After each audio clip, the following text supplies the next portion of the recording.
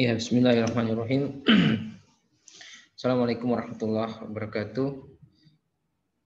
Hari ini kita masuk pada video kita yang kedua. Insya Allah pada kesempatan yang berbahagia ini kita akan membahas tentang pasar di zaman Nabi Shallallahu Alaihi Wasallam.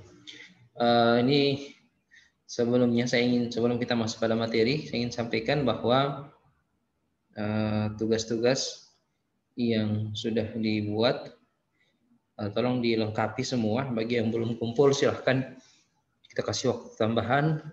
Bagi yang belum upload juga di videonya di YouTube dengan di WhatsApp Facebook dengan men-tag Febian Kendari dan saya Kon Abdul Wahid Mungkito untuk segera dilakukan. Nah, di akhir kuliah ini kita akan berikan tugas untuk sebagai pengganti nilai final. Saya masuk dulu pada materi kita pada kesempatan hari ini, yaitu struktur pasar di zaman Nabi Shallallahu Alaihi Wasallam. Ya, yang lalu selalu kita ulang, ekonomi mikro itu membahas sikap atau perilaku ekonomi suatu entiti, individu, rumah tangga, atau perusahaan. Sementara makro, dia berbicara tentang masyarakat atau negara. Ini dalam bahasa dakwah, nasib umat. Di makro ini, bagaimana ekonomi itu bisa memberikan kemaslahatan yang besar untuk umat. Pasar di Madinah itu berbeda dengan pasar di Mekah. Nabi, ya, seperti kita ketahui, beliau 13 tahun di Mekah dan 10 tahun di Madinah. Ya, sebelum hijrah, ya 13 tahun beliau di Mekah. Untuk di usia 25 tahun beliau diangkat menjadi seorang nabi. Kemudian 13 tahun beliau berdakwah tauhid ya di Mekah. Kemudian 10 tahun kemudian beliau hijrah ke Madinah dan beliau meninggal di umur 63 tahun. Nah, perhatikan baik-baik, Nabi kita Muhammad Shallallahu Alaihi Wasallam ini pengetahuan dan mudah-mudahan memberikan kita semangat ya untuk berbisnis, untuk berdagang, karena ya Nabi kita Nabi Muhammad yang mulia, kedua yang luar biasa, itu 12 tahun ya, di usia yang ke-12 dia sudah berdagang ke Syam. Ya, berdagang ke Syam mengikuti pamannya. Ya. Di usia 18 tahun, dia sudah menjadi kafilah dagang atau memimpin perdagangan yang dimodali saat itu oleh istrinya. Sebelum menikah, dia nikah 25 tahun, tapi di 18 tahun itu dia dibekali atau pemilik modalnya adalah Khadijah. Ya, beliau yang memimpin perdagangan Khadijah karena dilihat kejujurannya. Nah, 18 tahun inilah kemudian 18 sampai 25 tahun Khadijah menaruh simpati kepada Nabi Shallallahu Alaihi Wasallam karena beliau sangat jujur, perdagangannya maju pesat, ya, sehingga kemudian beliau menikah, ya. Beliau menikah di umur 25 tahun. Nah, setelah menikah di umur 25 tahun, kemudian beliau menjadi nabi di usia ke-40 tahun. Ya. Jadi beliau Nabi Shallallahu Alaihi Wasallam 13 tahun itu betul-betul sudah ditempa untuk menjadi seorang pedagang yang handal. Bayangkan 25 tahun dia sudah ke Syam. Ya. Syam itu kalau sekarang itu di wilayah Suriah, Libanon, dan daerah-daerah di sekitarnya. Itu kurang lebih 1000 km perjalanan. Ya, kita di zaman transportasi yang besar saat ini, bahkan zaman online saat ini, ya usia 12 tahun, enggak usah usia 12 tahun. Usia kita saat ini mungkin 18 tahun, kita masih membebani orang tua kita dalam hal biaya. Ya, padahal Nabi mengajarkan kita untuk berdagang di usia seperti itu. Begitu juga dengan sahabat-sahabat Nabi Shallallahu Alaihi Wasallam. Nah, kalau adik-adik hafal surat Al-Quraisy ayat 1 sampai 4 itu, li ila fi Quraisy illa fihim rihlatas sita'i was-sayf falyabudu rabb hadzal bait alladzi at'amahu min ju' amanahu min khauf. Orang-orang Quraisy itu kebiasaan mereka adalah berrihlah atau berdagang, ya. Berdagang mereka sejak sudah menempuh ribuan kilometer. Ya. Dalam ayat tadi dikatakan mereka berjalan di musim panas dan musim dingin. Perhatikan, di musim panas, ya, orang-orang Quraisy itu berjalan ke Syam. Syam ini adalah pintu gerbang Eropa. Jadi Syam tadi itu adalah pintu gerbang Eropa. Di musim dingin mereka ke Yaman. Yaman ini pintu gerbang Asia. Bayangkan mereka sudah melakukan perjalanan yang luar biasa jauhnya dengan menggunakan onta saat itu dan kuda dan kendaraan-kendaraan yang lainnya. Ya, Nabi memulai perdagangan di usia 12 tahun.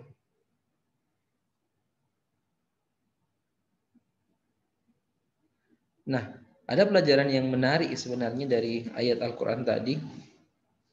Mengapa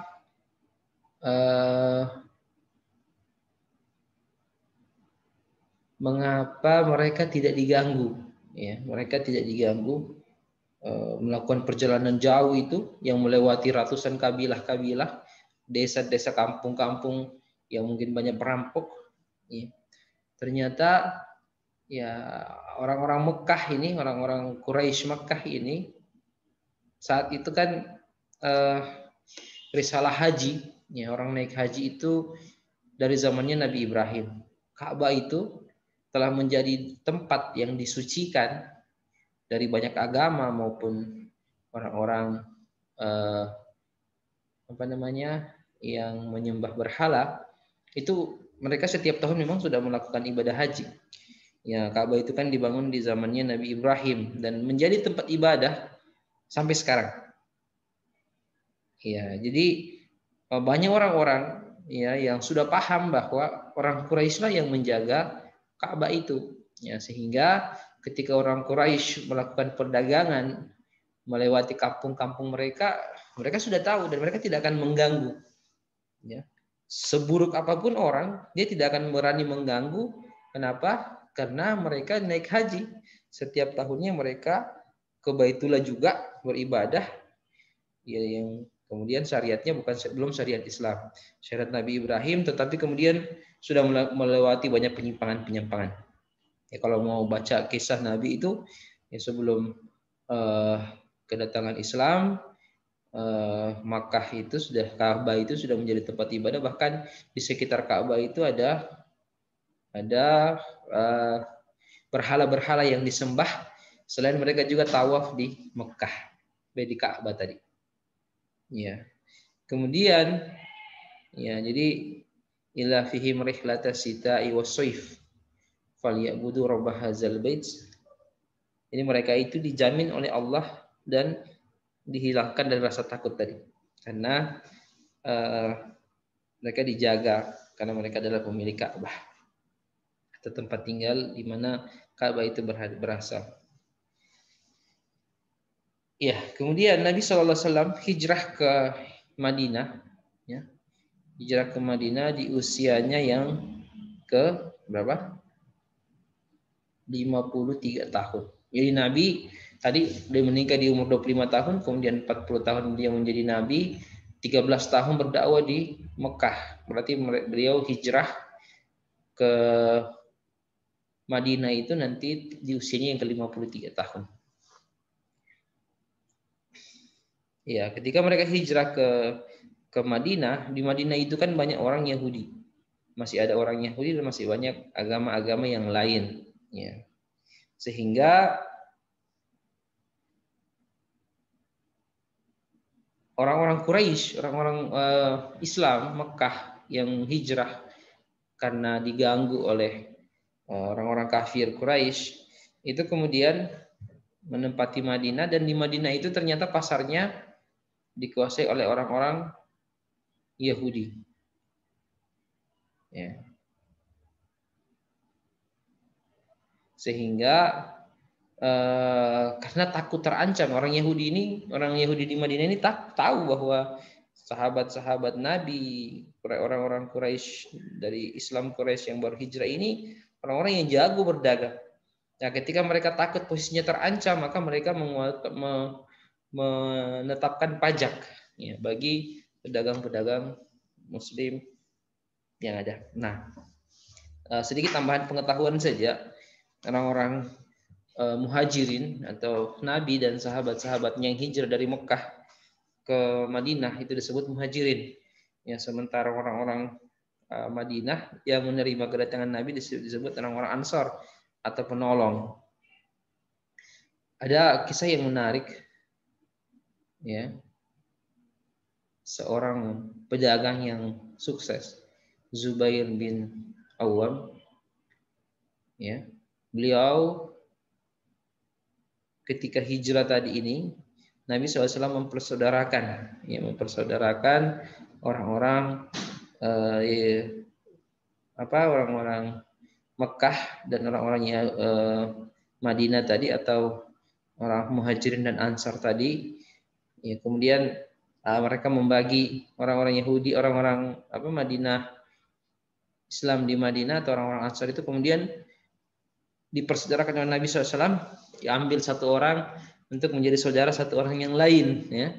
Jadi kalau dia punya harta kebun misalnya 2 hektar, maka dia dibagi 1 hektar untuk saudaranya yang 1 hektar untuk dia. Bahkan ya dulu ya hartanya juga seperti itu.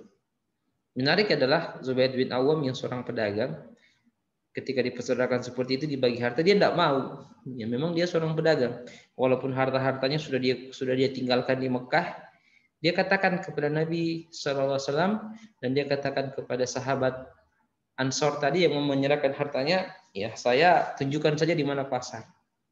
Ya, kemudian Zubair bin Awam ini mengunjungi pasar dan berdagang, kemudian tidak berapa lama harta-harta, karena memang beliau jago berbisnis, jago berdagang, dia kemudian kembali kaya raya lagi di beberapa bulan kemudian. Artinya usahanya sudah bangkit kembali. Nah, ini luar biasa dari seorang Zubair bin Awam yang kemudian mampu kembali dalam keadaan nol ketika meninggalkan harta-hartanya di Mekah, kemudian beliau kembali berdagang. Nah, saya lanjutkan. Ketika pajak barang yang ditetapkan oleh para sahabat ini kemudian tidak diterima oleh para sahabat, ya, tidak mau mereka ada pajak karena memang di dalam pasar itu harusnya tidak ada pajak. Maka mereka mengadu kepada Nabi, kemudian Nabi membuat pasar tandingan. Ya, dan Nabi sempat berdoa bahwa semoga pasar itu kemudian diberkahi. Ya, pasar tandingan tadi ini yang baru dibuat di Madinah. Nah, ada aturan-aturan yang dibuat dalam pasar tandingan tadi. Yang pertama, tidak ada pajak atau pungutan apapun. Jadi di pasar yang baru dibuat Nabi SAW, pasar yang pertama di Madinah ini, tidak ada pajak, tidak ditetapkan pajak, tidak ada pungutan, tidak ada retribusi, ya, dalam bentuk apapun. Kemudian tidak boleh mematok tempat. Nah, ini tidak boleh mematok tempat. Siapa yang duluan datang, dia yang menempati tempat itu. Kayaknya sekarang tidak ada ya. Sekarang semua pasar sudah menempati tempat. Tetapi ya, ini berubah lagi sekarang ya dengan zaman yang modern sekarang ini, revolusi industri 4.0. Ya, orang sudah tidak peduli dengan tempat. Ya, karena orang sudah berdagang di online. Siapa yang paling sering upload, siapa yang paling viral, yang paling sering yang paling bagus promosinya, bukan lagi tempat sekarang. Ya, tetapi makanya ekonomi ini setiap tahun teori-teorinya itu berubah sesuai dengan perkembangan zaman. Kemudian di zaman Nabi tidak boleh ada monopoli dan transaksi monopolistik. Ya, monopoli itu misalnya menimbun. Ya, dalam bahasa apa definisi Rasulullah SAW, monopoli itu menimbun. Kita tidak boleh menimbun. Menimbun apa namanya? Misalnya kita pedagang beras, karena kita tahu beras akan naik harganya, atau karena hujan yang banyak, kemudian kita timbun beras dan kita keluarkan setengah sedikit-sedikit dengan harga yang tinggi supaya kita mendapatkan keuntungan besar. Ini diharamkan dalam Islam. Kemudian yang keempat, melarang pedagang setempat menjual penduduk luar Madinah. Jadi melarang pedagang menjual barang penduduk luar Madinah. Ini kemudian manfaatnya untuk memotong jalur distribusi, meningkatkan produksi domestik dan mendorong ekspor impor. Jadi pedagang setempat itu dilarang menjual produk luar dari Madinah, ya, supaya distribusi barang itu dari dalam keluar itu lebih bagus dan meningkatkan produksi domestik. Jadi digenjot dulu, ya, digenjot dulu produksi domestiknya. Nggak kayak kita saat ini, ya, vaksin pun kita impor, beras, bahkan garam, kalau konon kabarnya kita sudah impor. Padahal garam itu kita ke laut saja, simpan baju, ambil airnya, kemudian peras, jemur, itu jadi garam. Pada dasarnya, tapi kenyataannya kita masih mengimpor garam. Ya, kemudian ini juga manfaatnya untuk mendorong ekspor impor. Ini yang kelima, melarang pedagang luar Madinah membuat deal-deal tertentu di luar pasar. Talaki ruban. Ini pelajaran ekonomi makro dulu. Ekonomi mikro dulu. Kita dilarang untuk menjual, membuat deal-deal tertentu di luar pasar. Jadi misalnya ada pedagang dari luar, kemudian kita cegat. Misalnya ada pedagang dari Konawe, kita cegat di Sampara, di Sungai Sampara itu, kemudian kita katakan bahwa harga sayur misalnya kalau harga sayur di kota Kendal itu murah, sehingga mereka menjual dengan murah, itu tidak boleh, ya. Kemudian aturan untuk mencegah penipuan. Tadi yang pertama, aturan untuk membuat pasar terbentuk pasar persaingan sempurna. Yang kedua, aturan untuk mencegah penipuan. Tidak boleh ada investasi kecuali terjadi kecurangan. Jadi di zaman Nabi itu tidak boleh ada intervensi kecuali ada kecurangan. Intervensi harga itu tidak boleh dilakukan oleh pemerintah kecuali jika ada distorsi, ada kecurangan dalam pasar. Kemudian mencegah penipuan dalam hal kualitas maupun kuantitas. Kemudian aturan yang selain ketiga, dijamin tidak ada gharar atau tidak ada ketidakjelasan dalam bertransaksi. Kemudian larangan bayi najasi dilarang. Ya, ini bayi najasi ini atau sudah pernah kita jelaskan di ekonomi mikro yang lalu. Semua aturan-aturan tadi itu dibentuk dalam rangka untuk meningkatkan menciptakan pasar persaingan sempurna. Jadi pasar persaingan sempurna ini sangat-sangat dianjurkan atau sangat didukung untuk kemudian terbentuk pasar persaingan sempurna.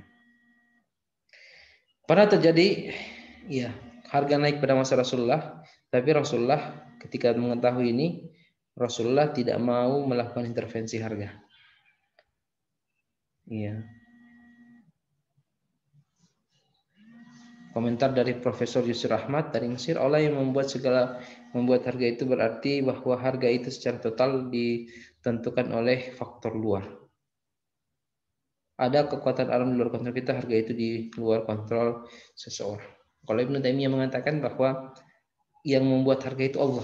Ya, Allah lah yang menciptakan harga. Dalam teori-teori selanjutnya ada namanya teori endogen, teori eksogen. Saya kira sudah dipelajari di pengantar ekonomi mikro dan makro. Ada kekuatan alam di luar kontrol kita, harga itu di luar kontrol seseorang.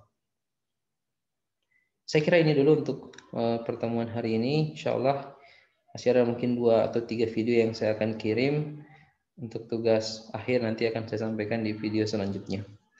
Ya, atau begini saja, saya sampaikan memang untuk tugas akhir sebagai tugas pengganti final adalah masing-masing mahasiswa. Kemarin saya sudah kasih judul-judulnya yang dibuat presentasi. Saat ini untuk tugas akhir nanti, tugas final nanti, semua menyimak ya. Kalau misalnya dia dapat judul sebagai pemerintah sebagai ibu segara pasar, jadi dia menyimak penjelasan dari teman-teman yang lain. Ya, misalnya tentang jelasan dari kebijakan fiskal dalam ekonomi makro. Ya, memilih saja, misalnya ada 4 orang temannya yang membahas tentang itu, dia pilih saja salah satunya, kemudian dia buat ringkasannya, ya, buat ringkasannya masing-masing, sehingga ada 8, kurang lebih 8 atau 9, 7 atau 8 ringkasan sesuai dengan tema yang di luar tema yang dia sudah bikin dalam presentasi. Jadi dia tugasnya hanya kemudian menyimak penjelasannya temannya.